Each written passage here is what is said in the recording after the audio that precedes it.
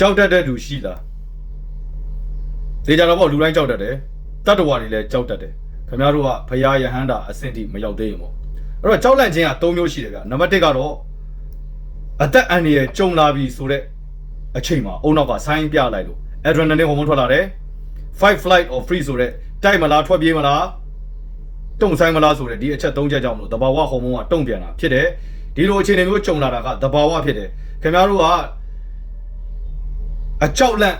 မရှိတုံ့လုပ်ချင်းကင်းတဲ့အဆင့်အရိယာအဆင့်မဖြစ်သေးရင်လူတိုင်းကြောက်တယ်မျက်နာမှာပေါ်ပြတာနဲ့မျက်နာမှာမပေါ်ပြတတ်တဲ့လူပဲရှိတယ်အဲ့တော့တချို့ကကြောက်တာကိုတုံပြီးတော့မှတက်မတက်ဖြစ်နေတဲ့လူမျိုးရှိတယ်ကြောက်ပေမဲ့လည်းလုံးဝအပြုံးမပြဲနဲ့နှုတ်ဆက်နိုင်တဲ့လူရှိတယ်နံပါတ်2ချက်ကတော့မရင်ပါလို့လူစိမ်းတွေသစိမ်းတွေ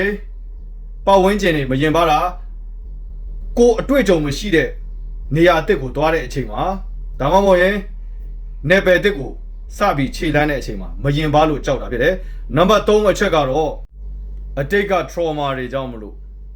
မိသားစုထဲမှာပဲဖြစ်ဖြစ်ပတ်ဝန်းကျင်ကြောင့်ပဲဖြစ်ဖြစ် relationship တစ်ခုခုကနေကို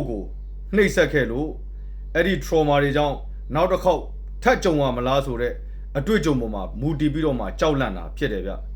အဲ့တော့ဒီလိုမျိုးကြောက်လန့်မှုအခြေခံ၃မျိုးကိုဘယ်လိုကြော်ဖြတ်မလဲဆိုရင်နောက်ဗီဒီယိုမှာဆက်ပြောပြပေးပါမယ် like follow and share လုပ်ခဲ့ပေးပါကျေးဇူးတင်ပါ